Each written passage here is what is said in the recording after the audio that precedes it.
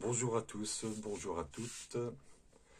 Nous sommes, je sais pas, d'ailleurs, comme d'habitude, voilà, nous sommes, je crois, mercredi. Ouais, mercredi quelque chose du mois de mai. Enfin voilà, c'est pas très important. Ce qui est important, c'est qu'on va commencer. Alors, vous allez comprendre pourquoi je ris. On va commencer 5 jours avec l'ange Hécamia, l'ange 16 sur 72. Et on vient de terminer un cycle de 5 jours avec Ariel, l'ange 15, l'ange de la purification. Et en effet, ça a été une période, pour, pour pas mal de gens, je pense, très très intense. Et vous savez, le divin, les anges, etc., nos, nos amis de lumière, ont beaucoup, beaucoup, beaucoup d'humour. Et ce matin, au réveil, j'avais une chanson. Alors, vous allez peut-être m'entendre souvent parler de choses comme ça, mais il y a toujours un lien entre la chanson que j'ai dans la tête le matin à mon réveil et ce qui va se passer ou ce qui s'est passé ou ce qui se passe. C'était un excellent repère pour moi. Et donc, ce matin, c'était passer notre amour à la machine, faites bouillir pour voir si les couleurs d'origine peuvent revenir. Est-ce qu'on peut ravoir à l'eau de Javel les sentiments, etc., etc. C'est exactement le thème de Ariel. On peut écouter les paroles de cette chanson. Et Camilla nous parle de prophètes, et il y a toutes sortes de prophètes. Et les chanteurs, les poètes, les réalisateurs de films, etc., etc., jouent parfois le rôle de prophète. Les Simpsons, si vous êtes curieux, allez voir. Les révélations qu'ils nous donnent avant, des années avant que les choses se passent, les Simpsons, le dessin animé. Et il y a plein d'autres prophètes comme ça qui nous parlent d'avenir. Et Avatar, le film Avatar, c'est peut-être une prophétie. Nostradamus était un prophète. Euh, Michel-Ange, enfin voilà. Il y en a eu plein au travers de, de, de toutes les différentes époques. Il y en a encore donc sans doute aujourd'hui. Et donc, en effet, notre amour a été lavé à la machine pendant 5 jours, voire 7, voire 9. Et, et Camilla donc, se présente là pendant 5 jours. Et je ne peux pas me permettre d'entrer dans les détails de l'astrologie individuelle, où je vais juste parler de l'angéologie collective. Il y a, et c'est Akamia, Elémia, l'ange 4, qui est présent aujourd'hui aussi, qui nous parle de ça. Il nous parle de restaurer des rythmes. Et donc il y a un rythme qui s'amplifie d'ailleurs. Et je ne sais plus ce que je voulais dire. Donc c'est assez embêtant. Je vais essayer de retrouver le fil parce que j'ai bossé depuis 4 heures ce matin là-dessus et j'ai reçu tellement d'informations que c'est très difficile maintenant pour moi de synthétiser cela. Euh, Restaurer les rythmes, ça veut dire qu'il y a des rythmes qui ont disparu. Et Hakamian nous parle de loyauté. Il nous demande de réfléchir sur quel rythme a disparu. Ben, la spiritualité a disparu sur Terre. Et on voit le fruit, le résultat de tout ça aujourd'hui. La question à se poser, c'est à qui et à quoi est-ce que j'obéis? À qui et à quoi est-ce que je suis loyal? Donc on arrive dans une période d'élection. Et donc, Ekamiya nous parle du conflit entre le feu et l'eau et l'air et la terre. Et tout ce que ceux qui, je dirais pas qui gouvernent, mais qui dirigent la société, créent de multiples voies de manière à ce que en nous, l'eau, notre volonté individuelle, combatte contre nos émotions, que nos émotions combattent contre notre mental et que notre mental combatte contre notre corps. Et donc s'installe une guerre qui se reflète à l'extérieur sous différentes formes dans différents endroits. Et Ekamiya nous parle de loyauté à qui et à quoi? À notre être le plus élevé en nous, notre moi divin, qui doit se faire obéir de notre moi émotionnel, qui doit se faire obéir de notre moi mental et qui doit se faire obéir de notre moi terrestre. Et c'est un équilibre à trouver qui n'est pas facile, et la voie spirituelle, c'est vraiment pas une voie facile. En tout cas, Ekamiya nous parle de ça. Il nous demande de réfléchir à qui est-ce que j'obéis, pour qui est-ce que je vote. Et donc, actuellement, il y a plein de gens qui se posent des questions parce que ils se demandent pour qui est-ce qu'ils vont voter. Tout en sachant que les dés sont pipés. Alors, ça a commencé quand ce trafic-là a commencé. On l'a vu en fait, on l'a eu sous les yeux, ça existait avant, mais là on l'a eu sous les yeux, c'est quand il y a eu le vote de détermination des Français pour l'Europe, l'entrée dans l'Europe ou non. Les Français ont dit non, mais bon, on a dit, bon, on s'en fout de ce qu'ils disent, les gueux, nous on fait ce qu'on veut. Hop, voilà. Et aujourd'hui, le fruit de tout ça, c'est une guerre. Des guerres intérieures, des guerres intestines. Ekamiya nous parle de schisme, de trahison, etc. Donc vous allez... je m'occupe pas trop de ça, mais je reçois les informations nécessaires. Je m'occupe pas trop de ça, j'étudie beaucoup tout ça.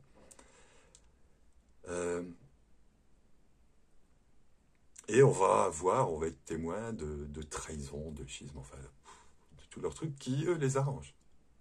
Et qui nous perturbent. Si on n'est pas en équilibre. Et si Ariel a bien fait son travail de purification, on a dû prendre conscience de quelque chose qui est de l'ordre de « je suis ». Pour une part masculine et pour une part féminine.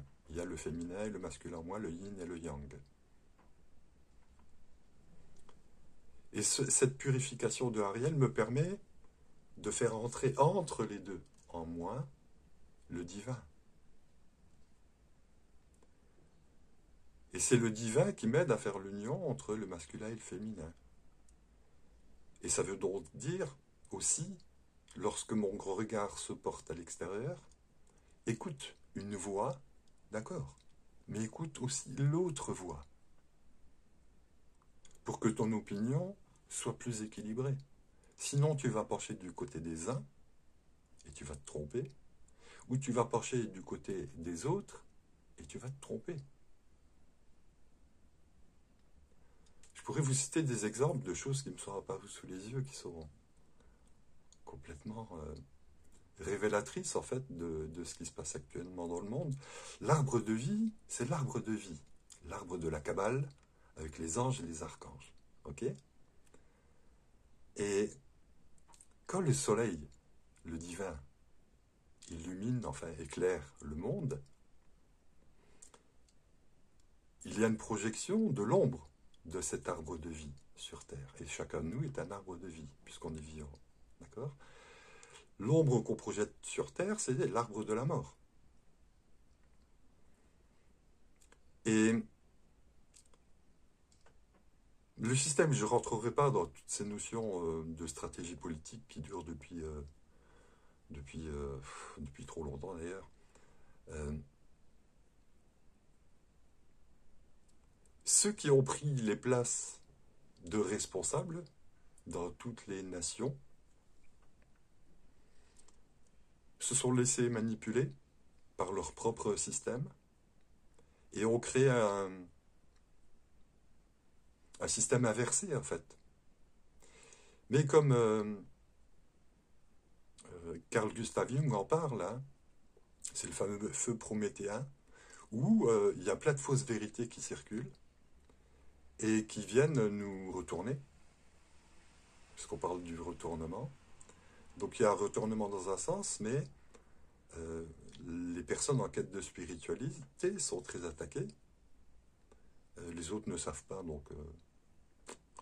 mais on doit prendre conscience qu'en étant en quête spirituelle, notre chemin est très difficile et plus difficile que pour les autres. Parce qu'on navigue de plus en plus dans un monde où on a réussi à faire disparaître le divin, le Christ. Et ce on peut réfléchir sur cette notion quand la notion de divin disparaît dans l'esprit des gens, ben Dieu se retire. Ce qu'on appelle la Shrina, la Shekinah, la présence divine, en fait, elle se retire. Imaginez la lumière, euh, elle peut faire ce qu'elle veut avec l'ombre, mais elle ne peut pas s'en approcher. Si l'ombre a décidé qu'elle ne s'approchait pas d'elle. Il y a un respect du divin envers toute la création. Et le divin, dans son amour infini, il nous laisse faire ce qu'on veut. Tu veux me servir? Sers-moi. N'attends pas de récompense. Sers-moi. Tu veux pas me servir? Sers-moi. N'attends pas de récompense. Et tu en auras par ceux de l'arbre d'en bas. Il y a un arbre de lumière et un arbre d'ombre. Et ce système-là, inversé, cette cabale inversée, ces anges déchus, ces archontes-là, sont revivifiés par tous ceux qui vont véhiculer tout ce qui concerne les notions de mort, très très bien déguisées, comme l'euthanasie.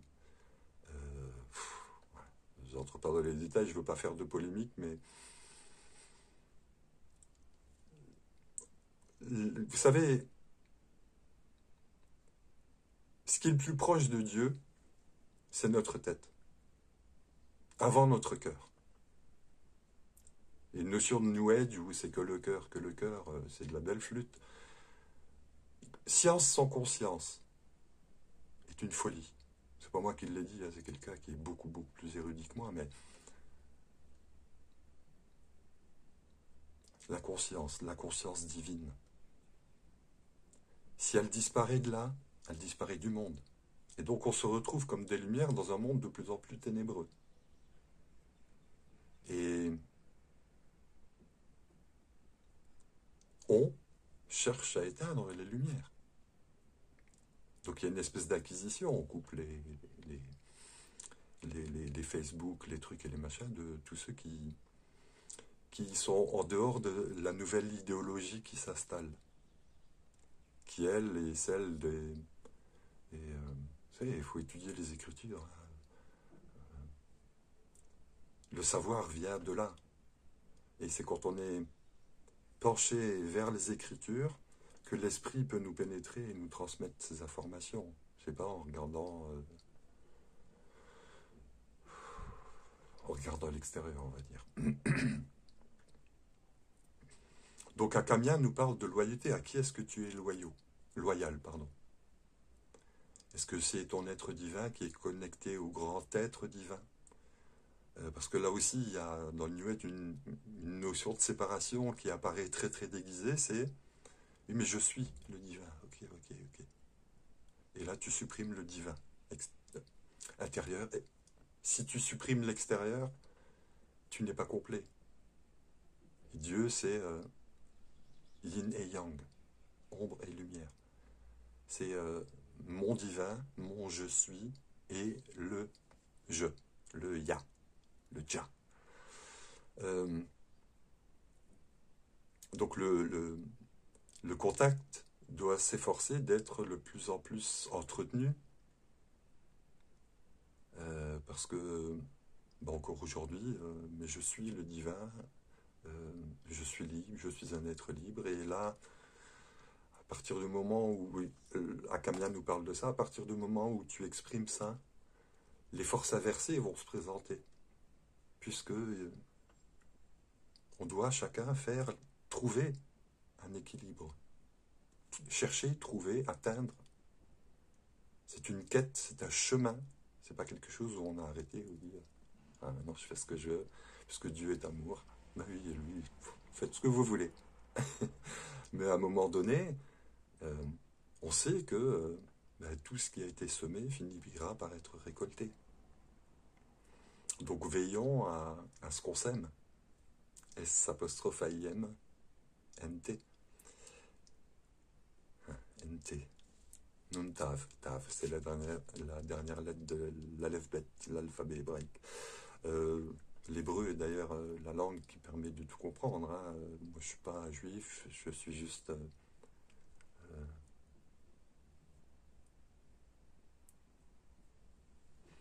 on pourrait dire que je suis un profanateur. Mais je prends le risque. Voilà. Donc, Akamya, excellent. Et allez sur mon blog ou ailleurs, hein, allez lire l'exhortation de cet ange. C'est une exhortation qui me revient souvent, et il parle du monde dans lequel on est, où le thermomètre, qui sert à mesurer où on en est, il est tout en bas, en dessous de zéro, dans le chakra de base, où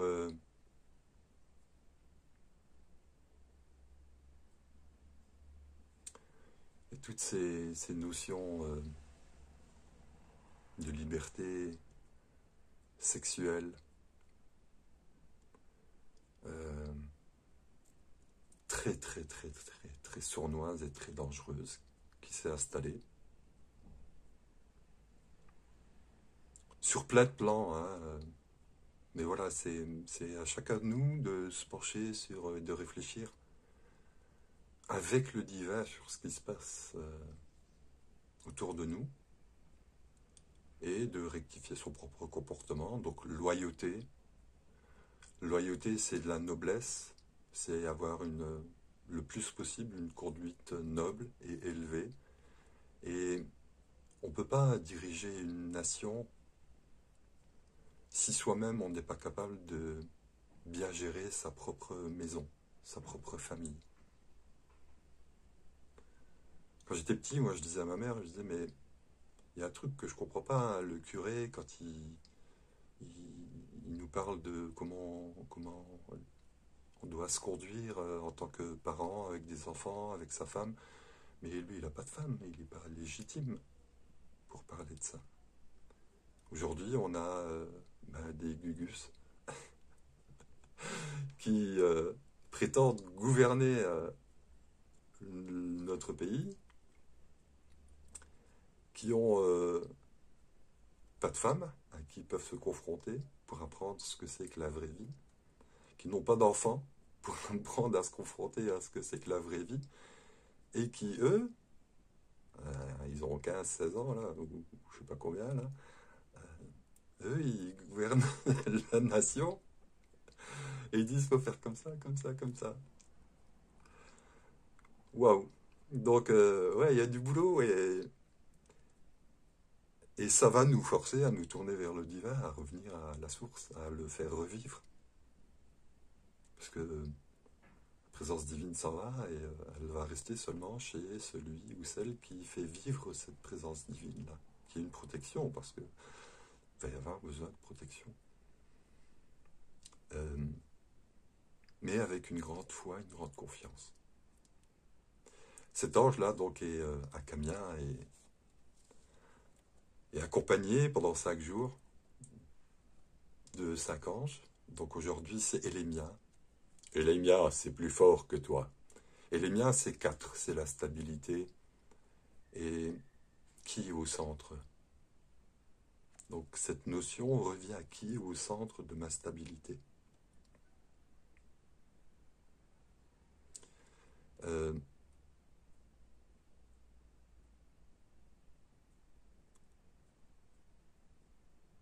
et les miens, par le fait de porter le numéro 4, 1, 2, 3, 4, c'est la force de Mars, de Gebura. Et ça nous demande donc aujourd'hui de travailler cette force de stabilité qui vient en écoutant, en observant ce qu'il y a à droite, mais aussi ce qu'il y a à gauche.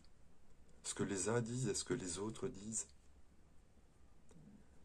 Thèse, antithèse, synthèse. La synthèse, c'est ce qui vient au centre, c'est le divin. Et donc là, on a les 4 piliers. Le feu, l'eau, l'air et la terre qui se combattent.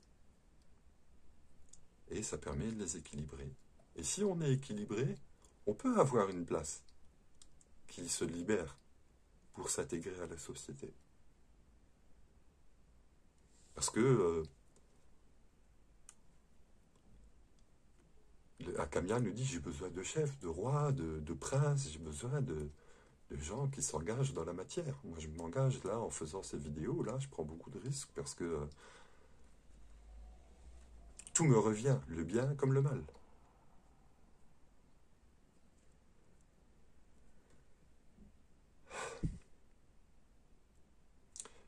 Donc, Elémia vient donc nous aider à son essence, pouvoir divin. Pouvoir divin. Donc, appeler le divin en soi, qu'il prenne le pouvoir. Le deuxième jour, on sera avec Mahasya. Mahasya, donc, permet lui aussi de s'équilibrer. Il n'y a pas très longtemps, donc on est avec Elémia aujourd'hui. Donc hier, on était avec Sitaël, à qui on dit, aide-moi à me placer dans l'œil du cyclone. Ne me laisse pas dans le tourbillon de toutes ces choses autour de moi. Aide-moi à aller dans l'œil du cyclone, que je vois tout ce qui circule autour de moi. Et je reviens, c'est pas un seul côté qu'on doit regarder, c'est l'autre. Quand les uns disent bleu, blanc, rouge, il faut écouter ce que les autres disent noir, vert, jaune. Sinon, on va être d'un côté ou de l'autre. Avec Sitaël, on s'est placé au centre. Et on lui a dit, montre-moi qui sont mes ennemis pour que on puisse ensemble se retrouver tous dans le cyclone au centre où c'est la paix. Et Mahasya nous parle de la même chose et on va lui demander, aide-moi à ne pas m'identifier à la tribulation, à cette tribulation actuelle.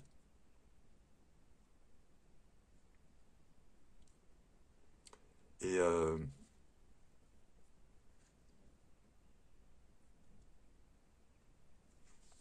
quand on parle des langues, parce que Mahasya nous aide à comprendre les langues, c'est bien de parler la langue des anges, les trucs et les machins, mais souvent on ne sait pas la traduire. Donc quel est l'intérêt à part se glorifier son ego? Moi, ce que j'entends dans Mahasya, c'est beaucoup plus proche de moi, et c'est ce qui m'intéresse le plus, c'est comprendre les différentes formes de langue, la langue de bois. C'est important à savoir, à entendre ça. La langue de bois au niveau politique, mais aussi la mienne, mais aussi celle de mon entourage.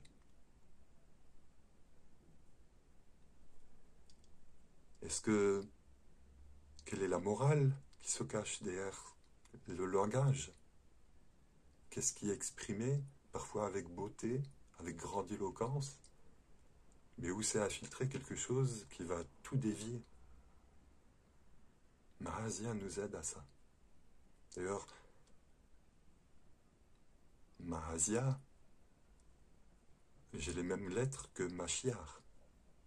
Machiar, c'est le Messie. Le Messie, c'est le Christ. Et c'est pareil pour ce qui concerne cette essence, je vais dire, si elle disparaît, si Jésus a dit qu'il reviendrait, ok, ben il reviendra. Si j'ai constaté que cette notion-là a disparu, et ben c'est comme le divin, c'est comme la shrina, c'est comme la présence divine. Si cet espoir, cette foi, parce que c'est une foi, c'est pas un espoir, puisqu'il a dit qu'il revenait, si ça disparaît, les possibilités qu'un grand être vienne nous apprendre des choses, quelqu'un qu'on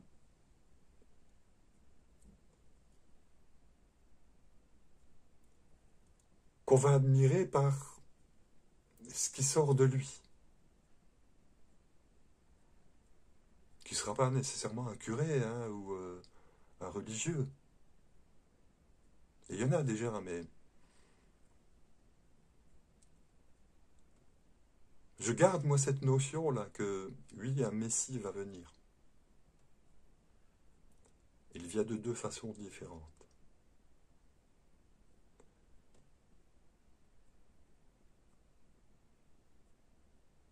D'abord voilé, et puis après, c'est comme en angéologie, en astrologie, ça concerne un ou des personnages. Eh bien, il y aura un personnage qui va représenter cette essence-là, qui sera... regardez, le président de la République, il est représentant de la quantité d'essence qu'il y a en France. Et donc il y aura un personnage, il y aura un personnage qui portera cette quantité d'essence christique. Enfin, c'est ce que je pense, hein. Après faites ce que vous voulez, étudier ou pas les Écritures. Il y a des maîtres, il y a des enseignants, et si vous demandez, ben, vous serez guidé et vous tomberez sur des trucs qui vont vous fasciner. D'un côté ou de l'autre. Et ce sera à chaque fois à nous de faire la part des choses. Et si on demande de l'aide du divin, on comprendra sans doute mieux les choses. La séparation a eu lieu. Lorsque l'Église s'est séparée de l'État, tout le monde a des youpies et aujourd'hui on peut s'en mordre les doigts parce que la religion, elle était ce qu'elle était. Elle n'était pas pire que la politique, etc., qui fait plein de guerres, hein, plus de guerres politiques ou des guerres commerciales que des guerres religieuses. Mais ça permettait d'avoir une certaine morale. Et d'ailleurs, sans spiritualité, il n'y a plus de morale. La morale se trouve dans Chochma Uranus, là où se trouvent les essences christiques. L'Elahel viendra le troisième jour. L'Elahel, c'est lumière. C'est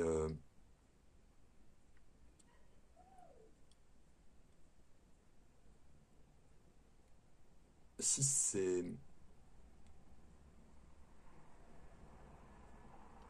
c'est la beauté, c'est tout ce qui est lumineux, tout ce qui est l'Elahel nous parle du pouvoir guérisseur de la lumière.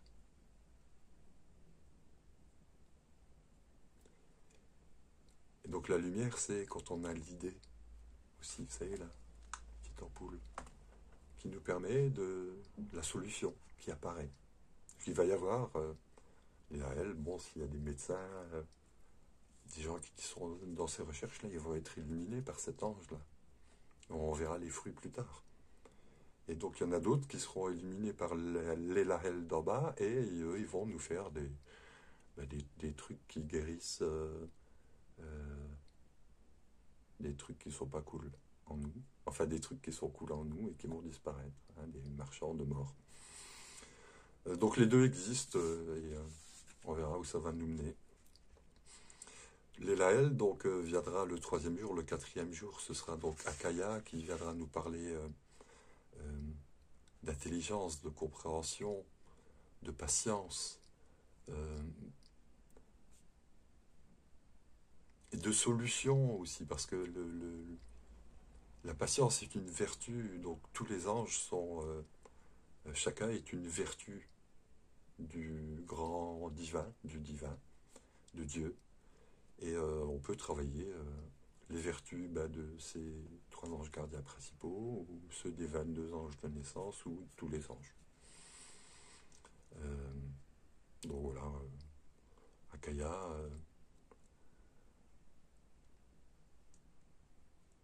les anges, vous voyez, Akaya m'attire toujours vers la nature, vers ce fameux hibou qui est perché dans l'arbre et qui voit ce qui se passe dans le noir. Voilà un petit peu comment on peut travailler avec Akaya. Aide-moi à voir euh, ce que, ce que je ne vois pas, ce que les gens ne voient pas. Mets en lumière ces choses à l'intérieur de moi. Que je puisse voir ce que je fais de travers pour pouvoir rectifier. Parce que je sais que je suis un modeste microcosme du macrocosme, et quand je répare quelque chose chez moi, les générations précédentes, les générations futures sont réparées. Enfin voilà, des notions d'Akaya. On finira les 5 jours de régence de Akamia avec Kaetel. Kaetel, c'est l'ange qui nous aide à vaincre tous les obstacles, à passer au-dessus des barrières, à contourner le mur lorsqu'il est présent. Et son essence, je ne veux pas dire de bêtises, hein, c'est son essence. Kaetel, c'est ça, hein. Bénédiction de Dieu. Mais quand il y a un mur en face de nous, j'ai l'image des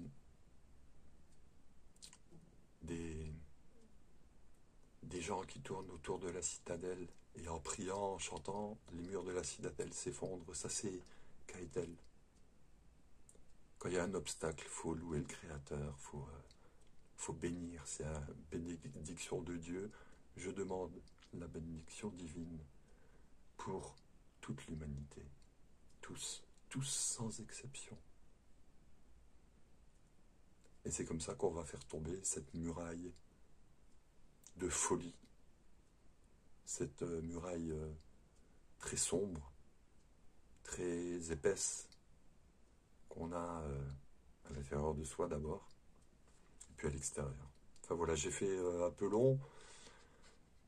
J'aurais tellement de choses à vous transmettre. Alors quand vous connectez à cette vidéo, connectez-vous aux anges qui m'ont inspiré, et demandez-leur de vous envoyer tout ce qui est là mais qui n'est pas visible, là, partout là.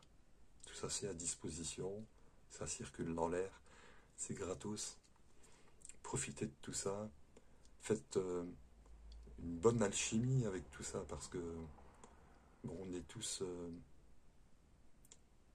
quelque part des rois, des princes, des ducs, des comtes, des princesses, des duchesses.